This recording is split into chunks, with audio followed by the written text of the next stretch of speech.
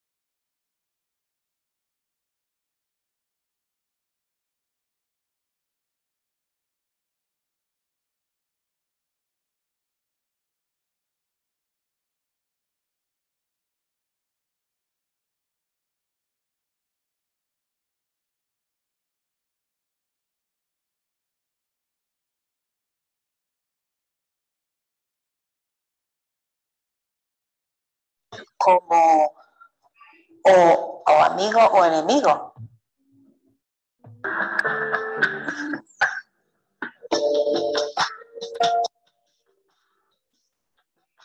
Los trastornos de personalidad, a diferencia de otras enfermedades, tiene que ver con nuestra personalidad, con cómo somos, con los rasgos que nos definen y que nos hacen actuar y cómo percibimos el mundo.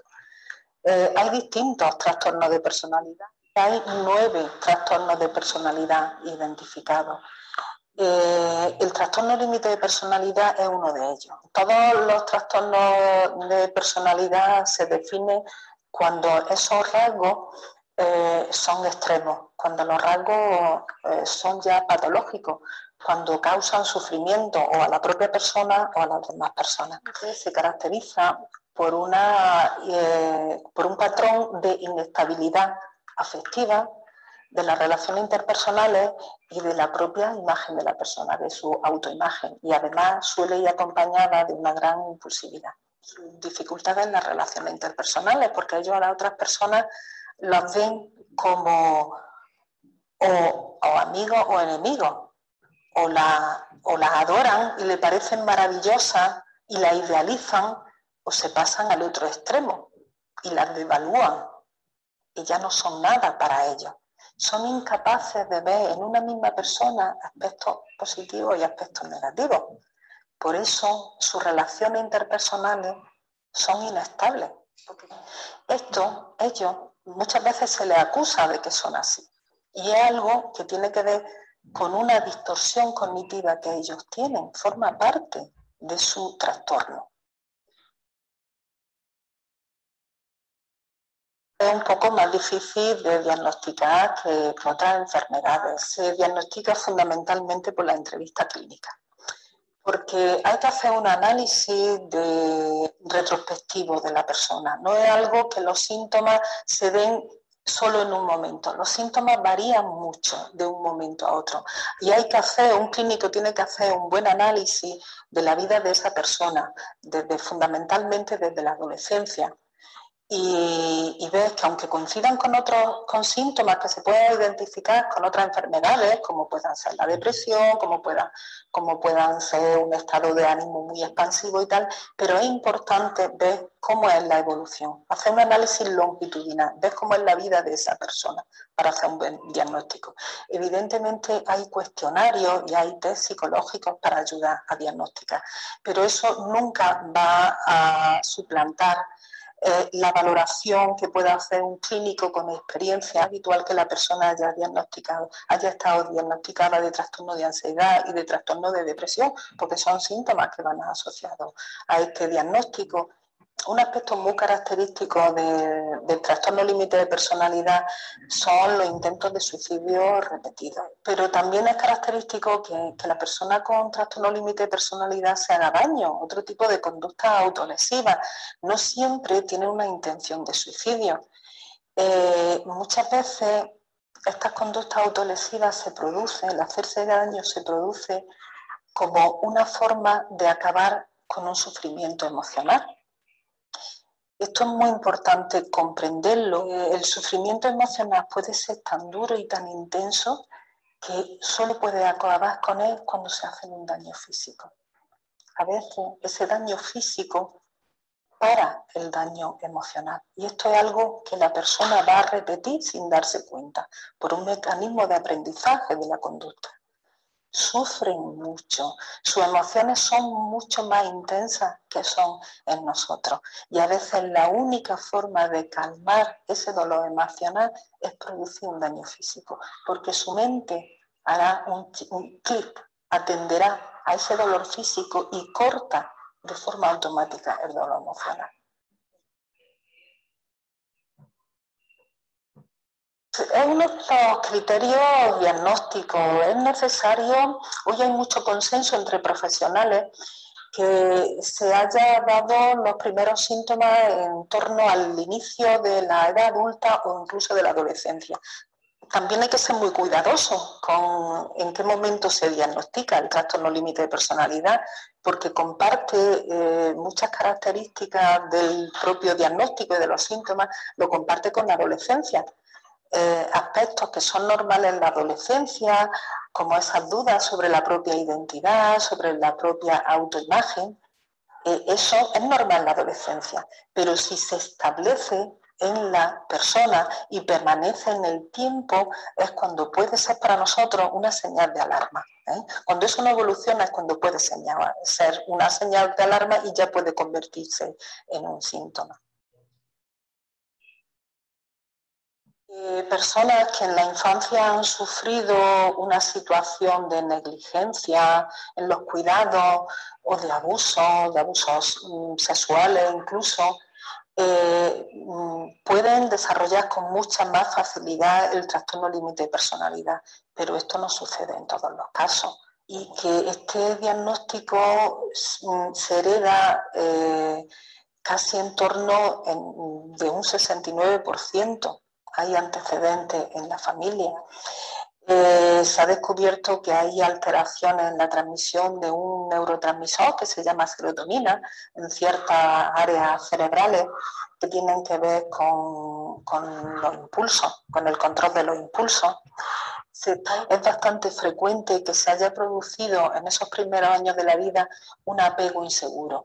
Es decir, las relaciones con las personas importantes, madre o padre, esas relaciones no se han establecido con una seguridad o el niño no la ha percibido de una forma que le haga sentirse seguro y que le haya sido favorecedor de una autoestima y de una identidad. Por supuesto, el que haya un apego inseguro no siempre va a desarrollar un trastorno de personalidad. Es más, hay muchos autores que dicen que tienen que coincidir factores. Por un lado, biológico, debe haber una vulnerabilidad biológica, o sea, que la persona debe estar preparada a nivel biológico y que eso a la vez coincida con otros factores psicosociales.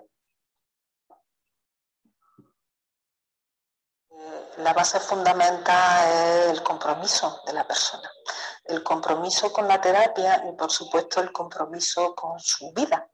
No es fácil quitar el sufrimiento, no es fácil con un tratamiento farmacológico que ayude y no son fáciles aplicar los tratamientos psicológicos, porque los tratamientos psicológicos que van demostrando hoy muchos resultados, todos son muy intensos y largos en el tiempo.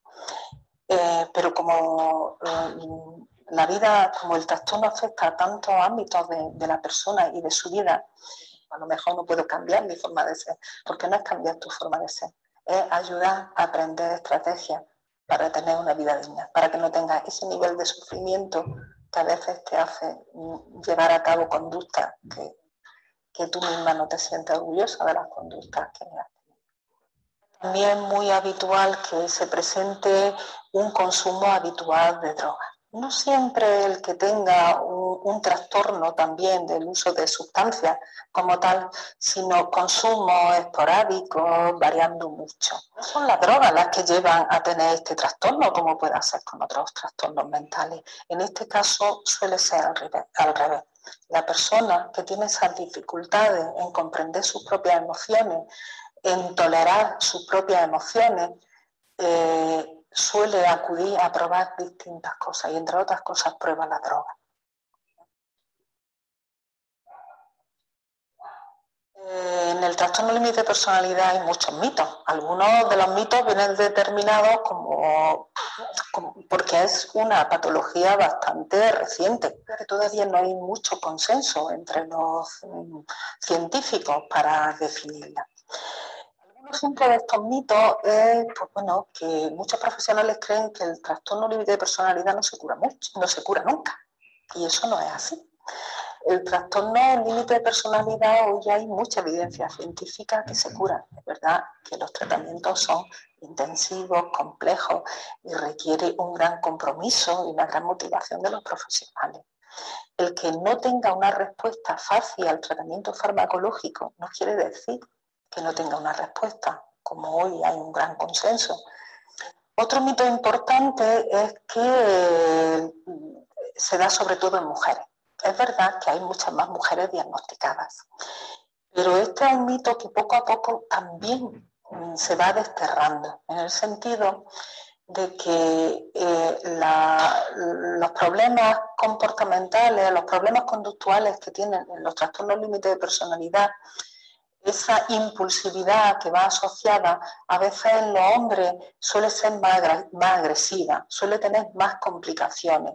Y hoy muchos profesionales empiezan a ver que por eso normalmente los TLP en los hombres, muchos de ellos están diagnosticados de trastorno disocial, y que los hombres que tienen este diagnóstico suelen estar en la cárcel, porque el comportamiento es tan agresivo y tiene tanta trascendencia, acaban siendo procesados por una conducta delictiva.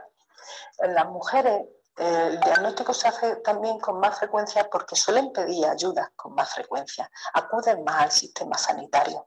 Las mujeres culturalmente está más aceptado que pidan ayuda. Hay otro mito muy importante que es de que son muy manipuladores. Es verdad que todas las personas manipulamos en nuestras relaciones interpersonales. Cuando queremos conseguir algo de un compañero o de un amigo, ya utilizamos recursos que podemos considerar manipuladores. Si yo no quiero convencer a un amigo que me haga un favor, utilizaré estrategias para convencerlo, voy a decirle cosas positivas y lo pondré a mi favor. Y en esto, la persona con trastorno límite de personalidad también lo hace. Lo que suele ser característico de ellos, y esto empieza a haber también evidencia científica, es que son un experto en conocer a la otra persona. Son un experto en detectar las emociones en la otra persona. Son un experto en analizar lo que llamamos los profesionales el lenguaje corporal.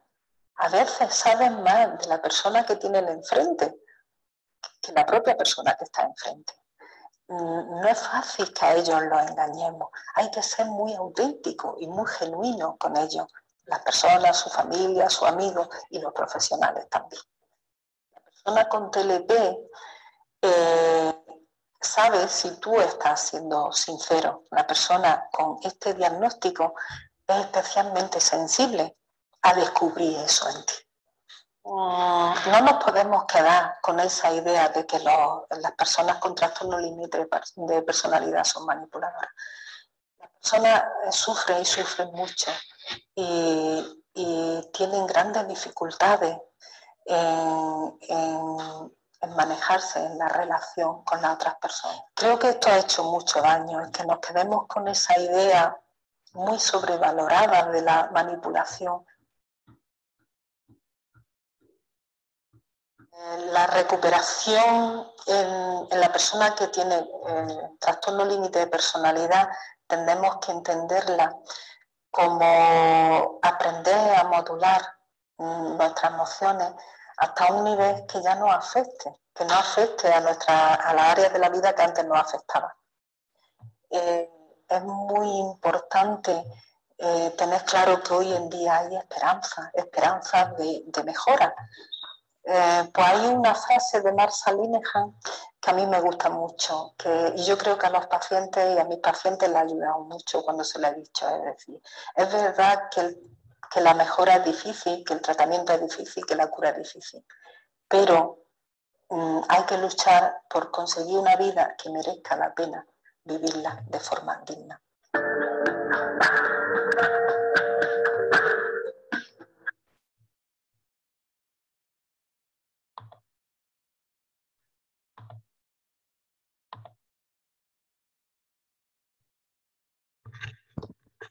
Bueno, ahora vamos a entrar a lo que es el trastorno histriónico de personalidad, aunque ya vieron algo en el anterior video.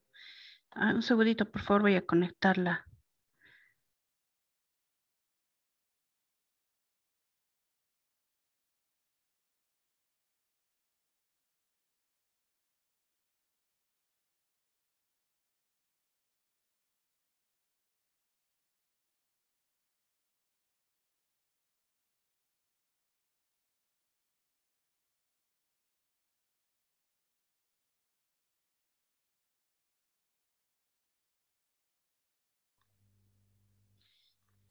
Entonces, el trastorno histriónico de personalidad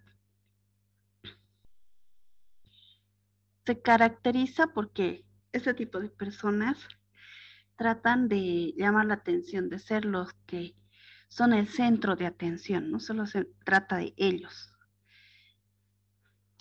Dentro de otras características, también son dramáticos, son extrovertidos, no pueden mantener vínculos profundos, ¿no? No son las personas que no pueden estar con una pareja estable, no tienen amistades duraderas. Y también es más frecuente en mujeres que en hombres. Entonces, tratan de llamar la atención, ¿no? Puede ser por su forma de vestir, su forma de comunicarse, la forma de hablar. Sí o sí tratan de ser el centro de la atención. Exageran en los pensamientos y en los sentimientos. Que lo que ellos piensan, lo que ellos sienten es lo más importante de toda la realidad, ¿sí? Y si no logran eso, no logran llamar la atención, entonces se ponen mal, se enfadan, lloran, censuran, ¿sí? Por lo que a la vez también tratan de ser seductores, ¿no? Para poder llamar la atención.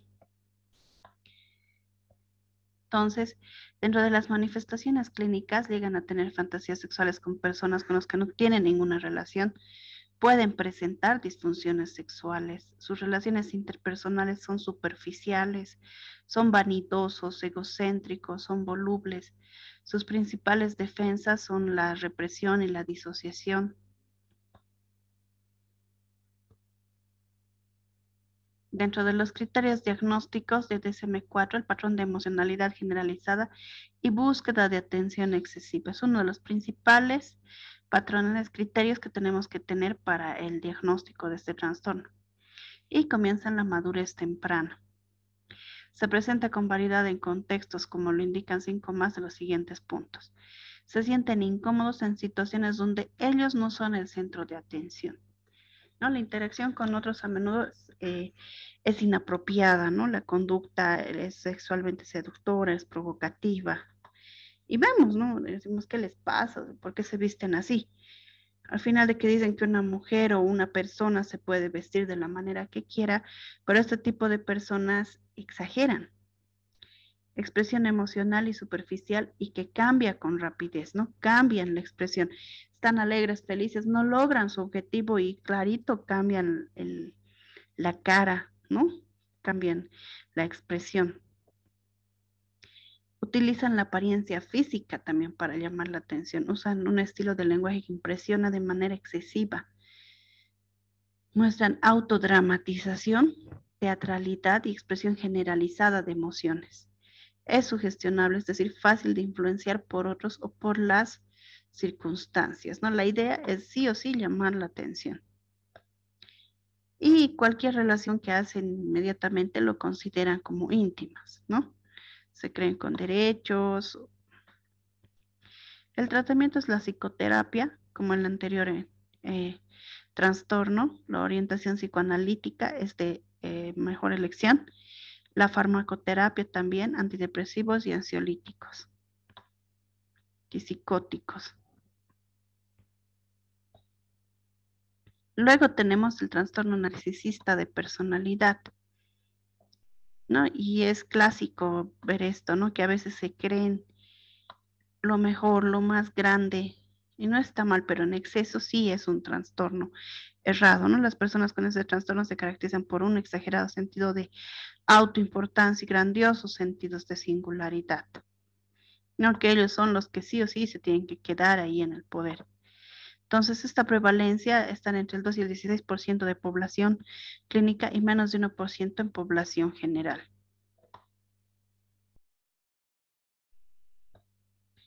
Tienen un sentido de autoimportancia, ¿no? Que pueden inculcar a su descendencia, sentido poco realista, son omnipotentes, la grandiosidad, la belleza, el talento, o sea que son lo mejor. Se consideran especiales y esperan recibir por eso un trato especial, ¿no? Donde en realidad todos somos iguales. Manifestaciones clínicas no toleran la crítica, se enojan, ¿sí? Y se mantienen indiferentes cuando alguien los critica, no aceptan en la superación, que alguien les diga que no es correcto lo que piensan o lo que sienten de sí mismos. Se muestran ambiciosos por obtener fama y fortuna. Las relaciones interpersonales son frágiles, y son incapaces de mostrar empatía, o sea, no se pueden poner en el lugar del otro. Y fingen la simpatía, pero con fines egoístas. También por esta fragilidad de la autoestima pueden caer en la depresión, ¿no? Porque si no logran su objetivo, que es llamar la atención o sentirse lo mejor, entonces no van a estar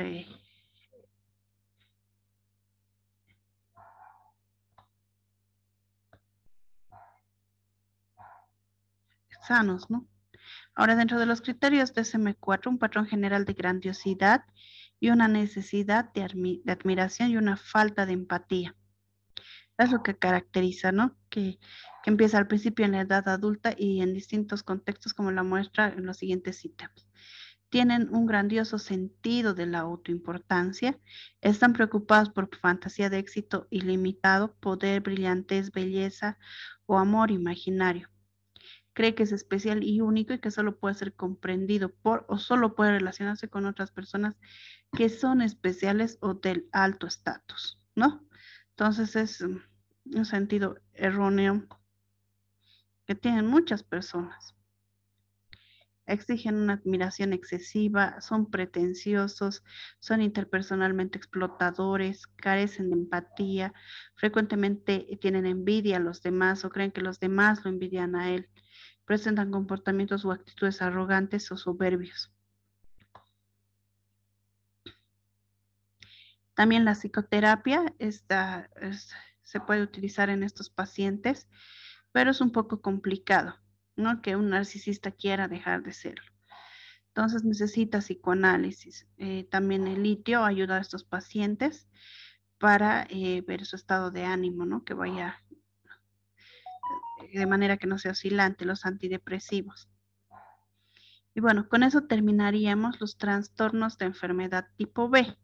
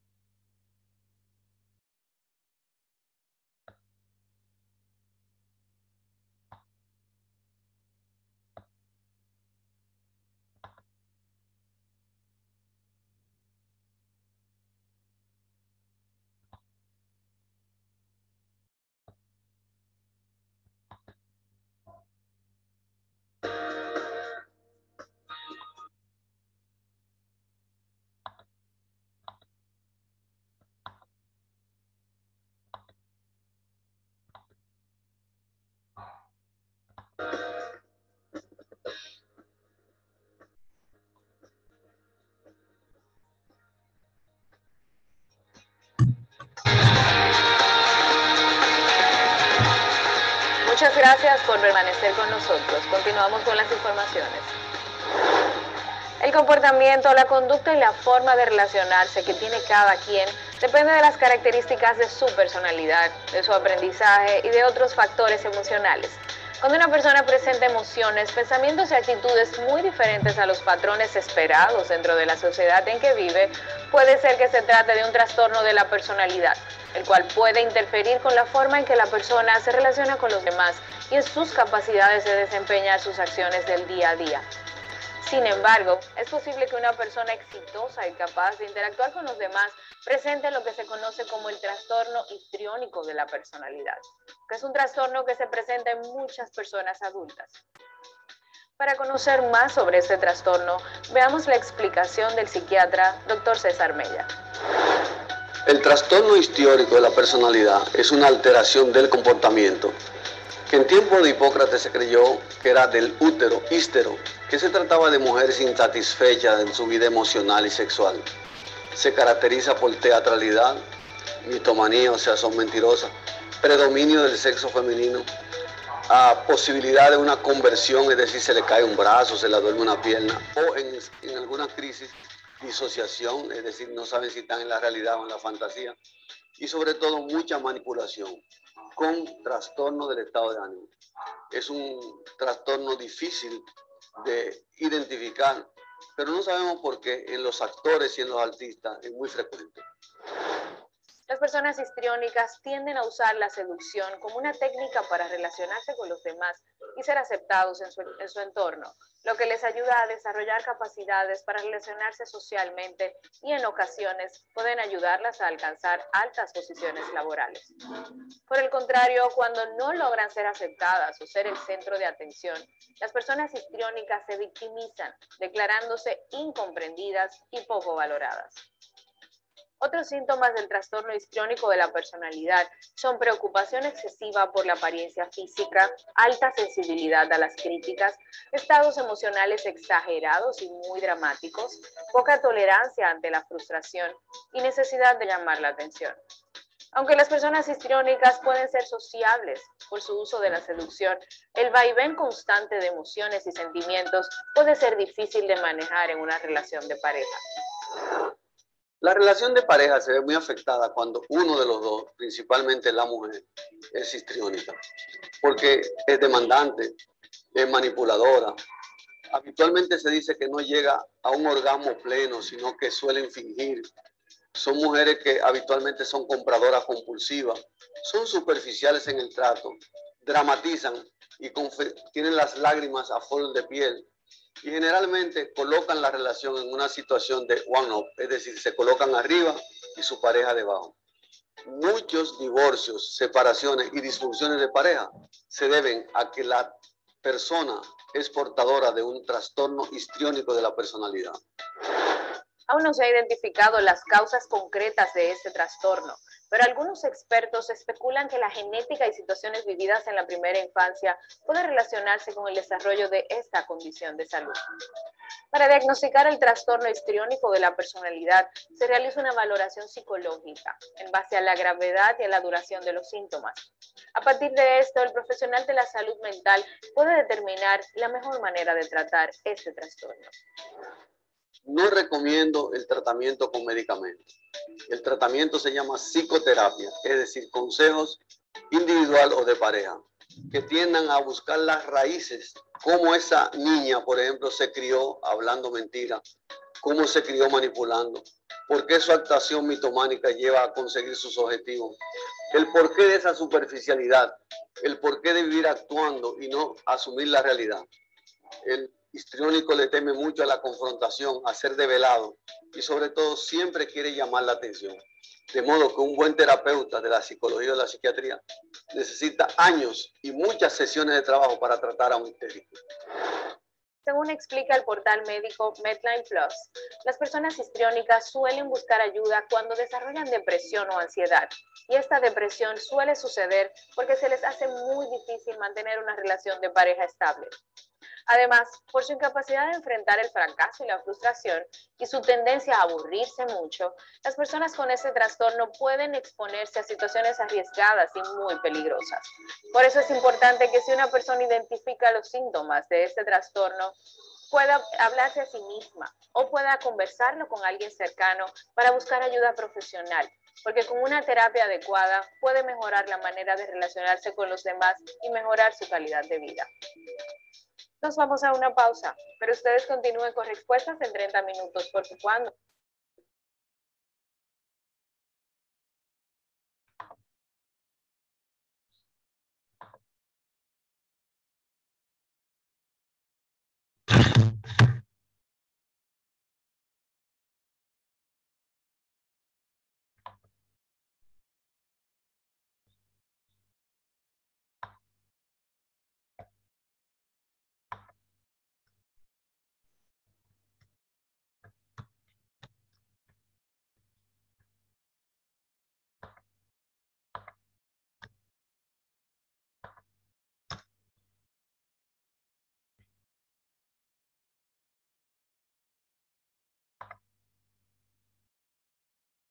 Con Grammarly puedes escribir en inglés rápido y confiadamente.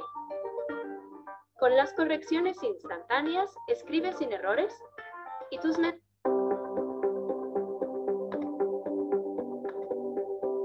Hola a todos, bienvenidos a un nuevo vídeo de Psicoactiva. Hoy vamos a hablar sobre un tema que le gusta a mucha gente, que es el trastorno narcisista de la personalidad. ¿Cuántas veces en los debates familiares no hemos dicho, mira, esa persona seguro que es narcisista, o aquel deportista es muy narcisista, o ese familiar, o mi jefe, o mi amigo es muy narcisista? Son expresiones que utilizamos mucho a diario. Pero ¿qué hay de cierto en todo lo que decimos, ¿no? Normalmente entendemos que alguien narcisista es una persona que se considera el ombligo del mundo, lo más importante. Yo soy lo más importante que hay en este planeta y vosotros no me llegáis ni a la suela de los zapatos. Y bueno, y la verdad que no está muy desencaminado el conocimiento popular sobre el narcisismo, ya que se trata de un sentimiento de superioridad, pero que también alberga otro tipo de conductas. Entonces hoy vamos a tratar sobre el trastorno narcisista de la personalidad, que está recogido como trastorno en el DSM-5, ¿de acuerdo? Seguro que todos hemos tenido algún jefe, algún amigo, algún conocido, algún familiar, que vais a pensar, ostras, oye, encaja perfectamente en estas características que va a decir o que ha dicho, ¿no? Que ahora voy a decir unas de las 9 características, y se supone que el trastorno narcisista de la personalidad se puede empezar a diagnosticar como tal si se cumplen 5 de estas características, ¿de acuerdo? De todas maneras, a mí me gusta resaltar que no etiquetemos tanto a las personas, porque todo al fin y al cabo proviene mucho de la educación que hemos recibido. La persona narcisista no tanto nace, sino más bien se hace. Entonces, lo que hoy alguien puede ser catalogado como narcisista no significa que el día de mañana no pueda cambiar, ¿de acuerdo? Esto hay que dejarlo muy, muy claro. Me gusta dejarlo claro, porque las personas tenemos ese potencial de cambio. Entonces, si hoy soy narcisista, mañana puedo no serlo. Bueno, vamos a empezar. El narcisista tiene un patrón de comportamiento de grandeza. Se cree superior a los demás, se cree mejor que los demás. Tiene mucha necesidad de admiración, necesita ser admirado. Por eso su discurso está lleno de alabanzas sobre sí mismo. Yo he hecho esto, yo he hecho lo otro, yo he conseguido aquello, yo he conseguido lo otro. Y muchas de estas invenciones son eso, invenciones, no son verdad. O lo exagera para recibir la admiración, para recibir el respeto de los demás. Mira este, qué grande que es, qué maravilloso es, qué ideas ha tenido, es fantástico, es fantástica. Por otro lado, se cree especial y único. Cuidado, yo soy aquí, no solamente soy el mejor, sino que soy especial y nadie está a mi nivel. Y solamente tiene una relación de tú a tú con los que él o ella cree que están a su nivel. Por ejemplo, un jefe tratará de tú a tú a otros jefes o a otros empresarios, pero no a los trabajadores, porque esa es otra de las características. El narcisista, el que tiene trastorno narcisista de personalidad, trata a los demás conforme a sus intereses. Tú me interesas para conseguir un objetivo. Luego también está falto de empatía, que es otra de las características. Te utilizo como herramienta, como un ajedrez, ¿no? Yo voy a jugar mi partida de ajedrez. Imagínate que soy un empresario que necesito conseguir un objetivo, unos beneficios, pues mis trabajadores son mis peones, son mis piezas de ajedrez. Yo carezco de empatía completamente. Me da igual lo que les pase a ellos mientras yo sea el beneficiado. A mis trabajadores, como no están a mi nivel, los trataré como eso, como simples peones que me sirven a mí para conseguir mis objetivos, pero a otros jefes o a otros empresarios o a gente o a políticos, gente que yo crea que también son especiales como yo, sí los trataré más de tú a tú, los trataré con el respeto que, según mi criterio, se merecen. Por otro lado, muestran mucha envidia hacia los demás y también creen que les envidian a ellos. Creen que son objetos de envidia, porque mira lo que tengo, mira mi superioridad, mira mi conocimiento, mira mis logros, aunque muchos sean inventados, porque además son muy mentirosos. Los narcisistas son muy mentirosos, nunca tienen la culpa de nada. Si algo sale mal, ha sido tú o ha sido otra persona. Yo nunca he hecho nada malo, por supuesto que no. Yo me lavo las manos, he metido la pata hasta el fondo, pero a ti no te lo voy a decir. Y yo mismo me creo que no la he metido, la pata, además. Es que me creo mis propias mentiras. Y por supuesto son muy arrogantes. No es como otro tipo de trastorno que muestran simpatía. Los narcisistas no son simpáticos realmente, son muy arrogantes. A no ser que seas de a su mismo nivel, entre comillas, ¿no? Como he dicho antes, suelen ser bastante,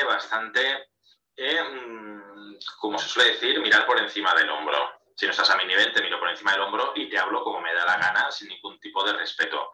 Yo lo he vivido en primera persona, he conocido gente que cumplían varias de estas características y sinceramente el trato con ellos es muy desagradable y hay que tener mucha paciencia, que esa es otra de las cosas, cómo tratar con alguien con este tipo de trastorno.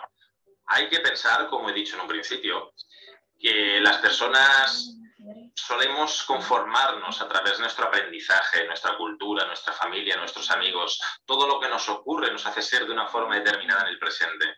Entonces, que alguien sea narcisista ahora no significa que dentro de una semana, dentro de un mes lo siga siendo. Primero hay que darse cuenta de las implicaciones emocionales que tiene con uno mismo y con los demás, porque el narcisista después se ve muy solo, pero no se da cuenta que es por su responsabilidad, por su forma de comportarse. Por tanto, una forma de relacionarse con esas personas es saber qué les ha llevado a eso, saber que son víctimas de las circunstancias y tener muchísima paciencia, no tomar en serio realmente aquello que dicen. Yo conocí a narcisistas muy mentirosos que sabía que me estaban mintiendo. Digo, bueno, si tú eres feliz creyendo que me estás mintiendo, allá tú. Entonces,